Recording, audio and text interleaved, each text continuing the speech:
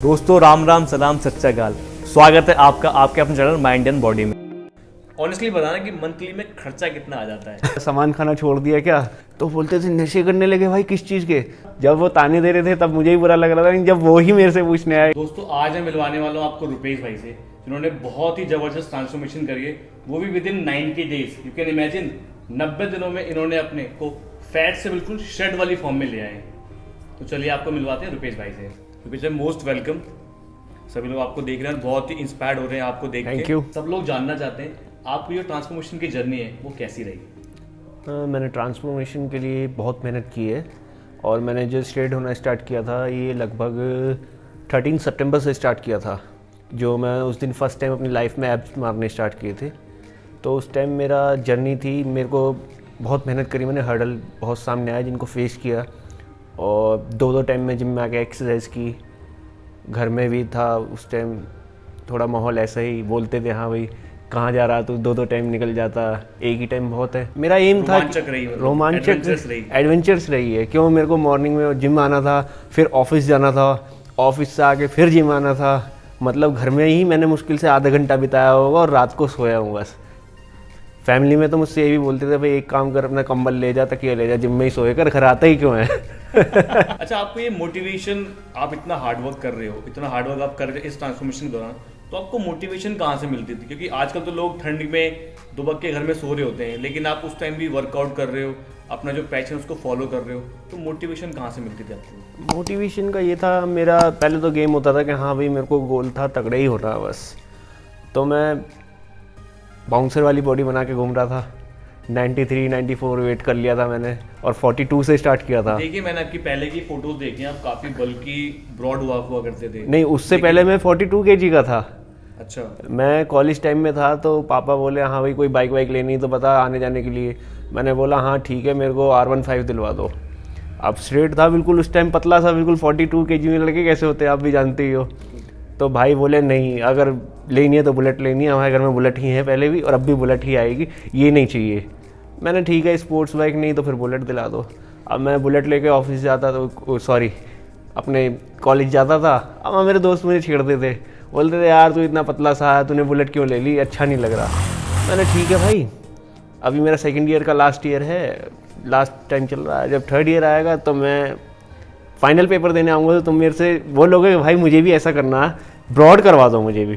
तो हंसे, बोले नहीं यार ऐसे कैसे हो जाएगा। मैं तुमको दिखाऊंगा।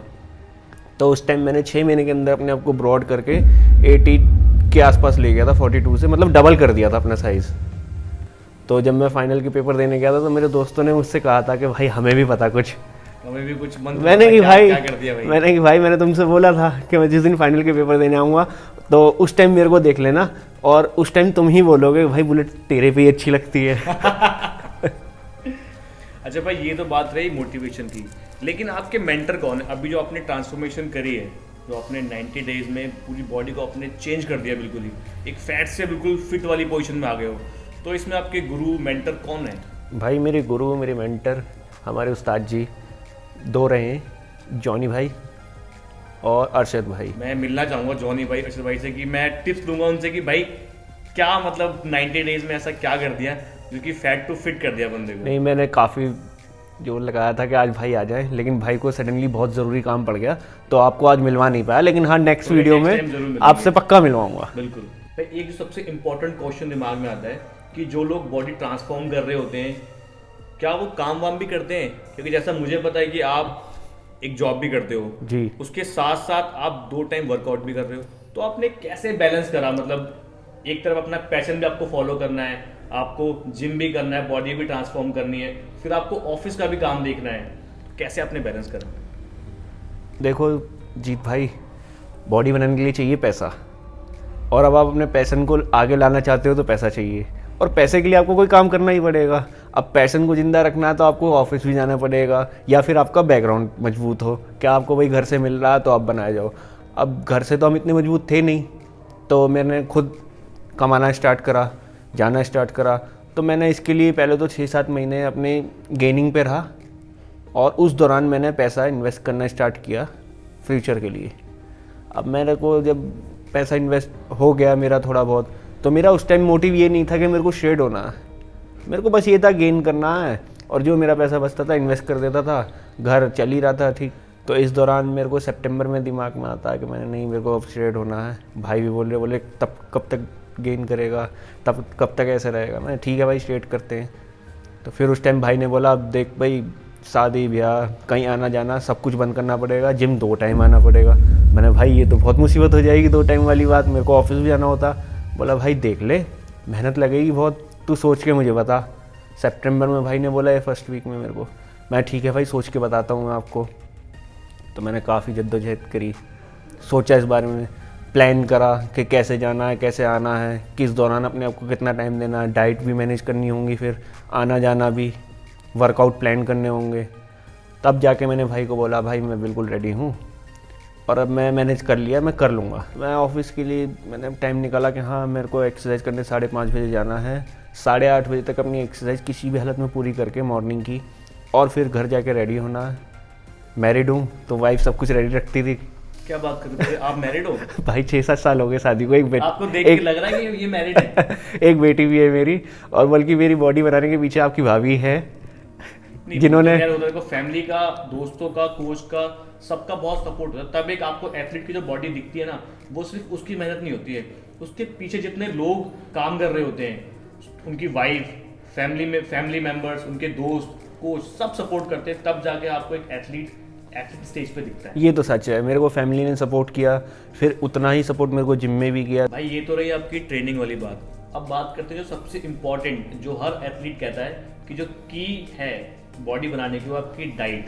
तो भाई आपकी पूरे दिन में कितने मील्स होते थे और आप कैसे डाइट को मैनेज करते थे? मेरी मील्स होती थी एटलीस्ट दिन में कम से कम 6 से 8 बार मील लेनी है मेरे को। तो उसमें मेरा ये रहता था, मॉर्निंग में एक सेब लिया और अपना कार्निटाइन डाला और आ गया जिम में, अपनी कार्डियो की, उसके बाद अपना प्रोटीन पिया, घर चला गया। घर जाता था, हमारी भाभी बिल्कुल रेडी रखती थी मेरा ब्रेकफास्ट में मेरा ये रहता था, आधा लीटर ऑरेंज जूस ले लिया, मूसली ओट्स ले लिए और बॉयल एग्स ले लिए, इनफ होता था ये। उसके बाद मैं ऑफिस निकल जाता था। ऑफिस में लंच होता था मेरा 12-1 बजे करीब। तो 1 बजे करीब मेरे को फिर मील लेनी होती थी, उसमें मैं चपाती लेता था। लोग बोलते हैं चपाती नहीं लेनी। हाँ, ये भी एक भाई सब कह रहे हैं आपको एब्स बनाने हैं तो आपको रोटियां बिल्कुल बंद करनी पड़ेगी। मैंने जब से बनानी स्टार्ट करी, जब से एक्सरसाइज करनी स्टार्ट करी, मैंने चपाती बंद नहीं करी। डेली खाएंगे नहीं करी। भाई देख लो, बिना रोटियां बंद करे भी एब्स बनते हैं, वो भी क्लियर 8 पैक एब्स। फिर मैंने चपाती ली, उसके साथ मेरी दाल होती थी और ग्रीन सैलेड होती थी, दही होती थी। ये मेरे को लंच में लेना होता था। लंच के बाद फिर मेरा एक मील हो जाती थी 4 बजे करीब, जो कि मैं घर से ही लेके जाता था। वो होती थी मेरी मल्टीग्रेन ब्रेड या फिर ब्राउन ब्रेड हो गई, उसमें पीनट बटर लगा देता था मैं, और वो घर से ही पैक करके लेके जाता था। 4 बजे करीब ये मील ले ली। फिर मेरी छुट्टी हो जाती थी 5:30 से 6 बजे के बीच। मैं घर पहुँचता था, घर पहुँचते ही साथ फ्रेश हुआ। फ्रेश होने के बाद अपने चेंज करके फिर दोबारा से मुझे लेने होते थे 5-7 अंडे, वाइट हिस्सा उनका, और ग्रिल चिकन ले लेता था मैं, और अपना प्री वर्कआउट पिया और फिर जिम निकल गया। जिम में एक्सरसाइज करते ही साथ मेरा वर्कआउट हार्ड होता था। उसमें मेरे को BCAA के साथ साथ मैं प्रोटीन लिया अपना, एक्सरसाइज ख़त्म होते ही साथ। फिर घर जाके मेरे को दोबारा ग्रिल चिकन लेना होता था, ग्रीन वेजिटेबल्स लेनी होती थी और आपका खीरा, और अपना सो जाता था फिर मॉर्निंग के लिए। फिर ये था मेरा शेड्यूल। आप टेंशन मत लो, मैं इनसे सारे लिस्ट लिख के डिस्क्रिप्शन में मेंशन कर दूंगा कि रुपेश भाई ने 3 महीने की जो ट्रांसफॉर्मेशन करी है, उसमें इन्होंने कब क्या डाइट ली है, क्लीन डाइट ली है, बस क्लीन डाइट जो भी ली है। आप अब, क्योंकि मैं सोच में पड़ गया, मैंने कहा अच्छा ये 8 मील्स में ये फिर मतलब नहीं, मैं सब बता दूंगा। तो मैं सारी चीज़ आपको डिस्क्रिप्शन में डाल दूंगा, और भाई की जो सोशल मीडिया हैंडल्स है वो भी मेंशन कर दूंगा, जिससे कि आप इनसे भी कांटेक्ट कर सकें। सोशल मीडिया पे मैं अपने न्यूट्रिशन डाइट वगैरह के बारे में भी डालता रहता हूँ, स्टोरी वगैरह, तो आप वहाँ पे भी देख लेना। भाई एक क्वेश्चन आपसे और लेते हैं। आपने वर्कआउट तो बताया कि आप दिन में 2 बार वर्कआउट करते थे जी, बट थोड़ा सा एलोबरेट कर दोगे कि आप मॉर्निंग में क्या और इवनिंग में क्या वर्कआउट करते हो? मैं मॉर्निंग में कार्डियो करता था बेसिकली। उसमें मेरा ट्रेडमिल होता था, साइकिलिंग होती थी, कोर होता था, इसमें एब्स मारने होते थे, साइड्स हो गई, लोअर बैक हो गई, इनफ। इसके बाद इवनिंग में पार्ट्स मारता था, इसमें मेरे 2 पार्ट होते थे बस।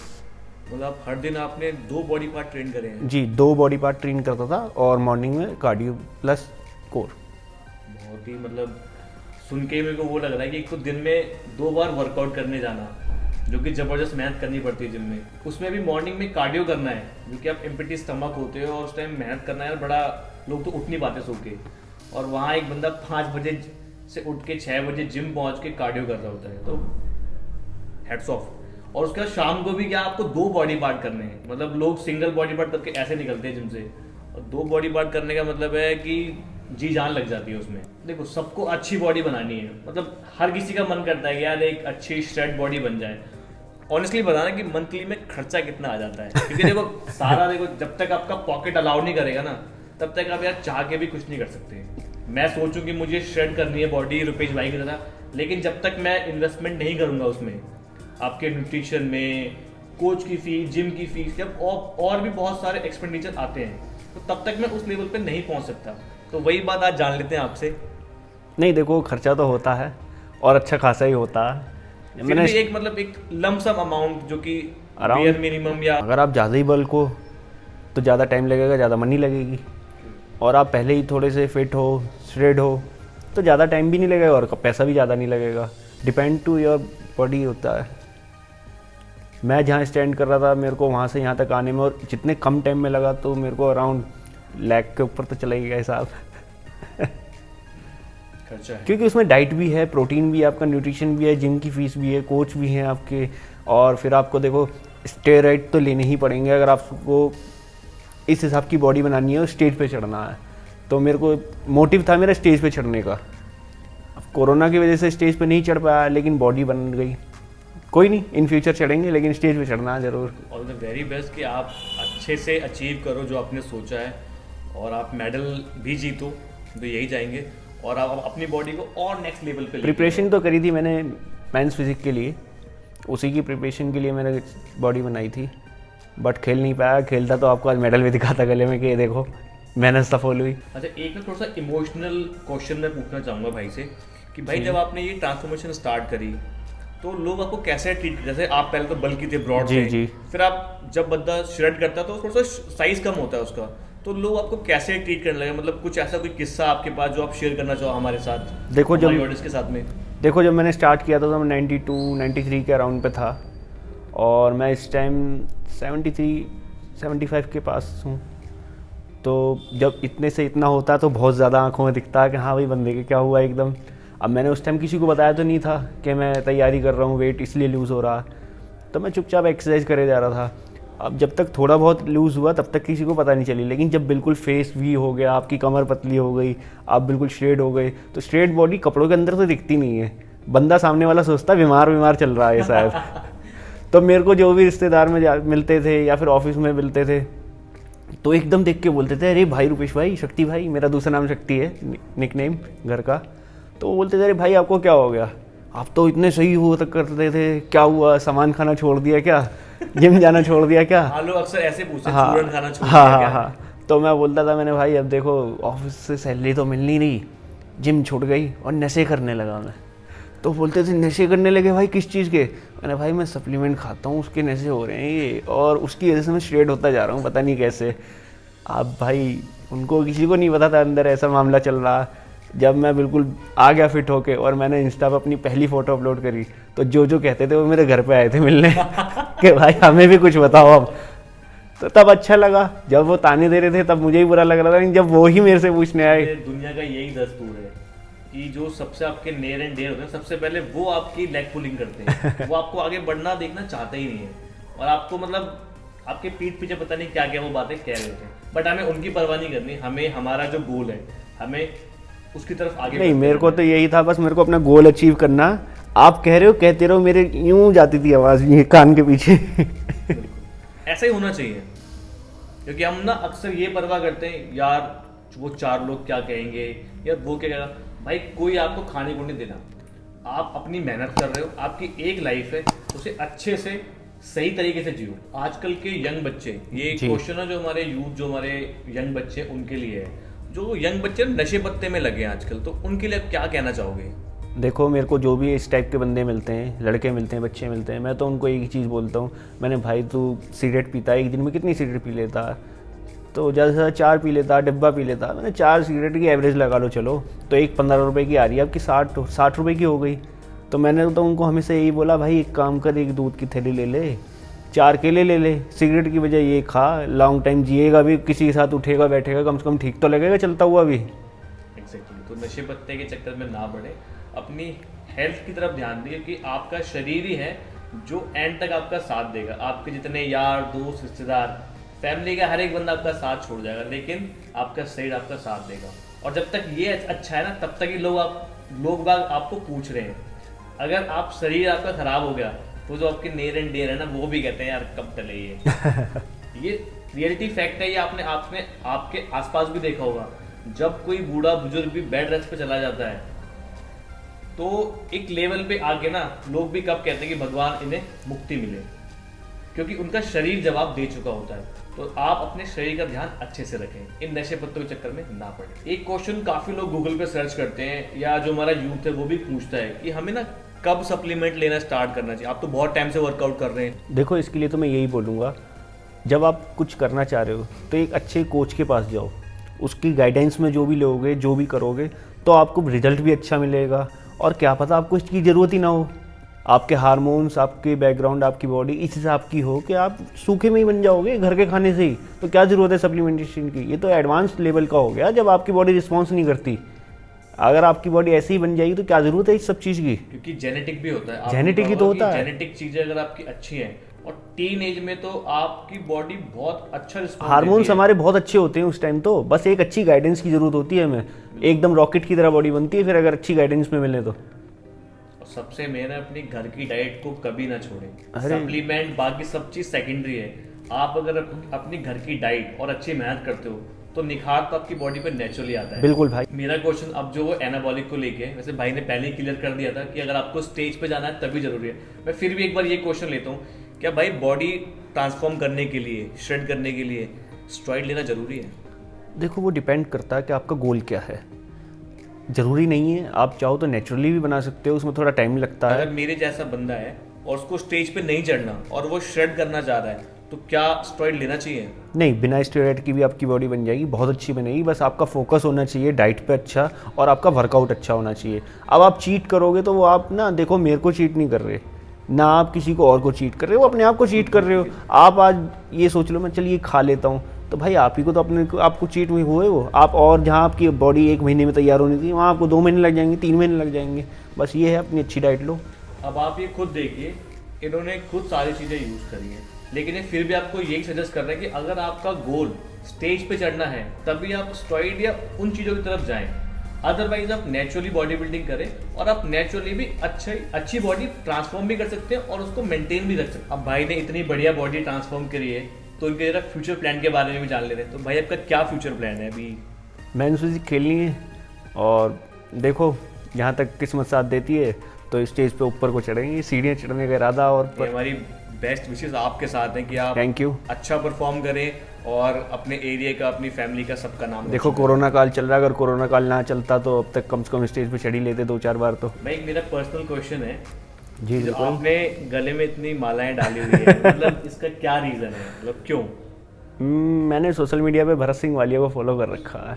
अब उसकी बॉडी बहुत अच्छी लगी मेरे को, और तो बंदा जिसको फॉलो करता तो सोचता उसके जैसा बनूं। Thank you so much Rupesh भाई, अपना इतना कीमती माय वक्त देने प्लेजर के लिए। आपसे हमने बहुत सारे क्वेश्चंस और हमारे डाउट्स हमने क्लियर करे। तो मैं आपको डिस्क्रिप्शन में रुपेश भाई का सोशल मीडिया हैंडल्स, और आप भाई को फॉलो कर सकते हैं। और आपकी कोई भी क्वेरी हो इनके ट्रांसफॉर्मेशन से रिलेटेड, अगर आपको भी ट्रांसफॉर्म करना है तो आप भाई से, जो भाई के कोच है, मैं उनकी भी जो सोशल मीडिया हैंडल्स हैं उनके भी मैं लिंक डिस्क्रिप्शन में मेंशन कर नहीं, पूरी हेल्प करेंगे यूथ की। कोई भी पूछेगा कुछ भी बता देंगे, किसी भी मसले में कुछ भी आप पूछ सकते हो। थैंक यू रुपेश भाई, थैंक यू सो मच।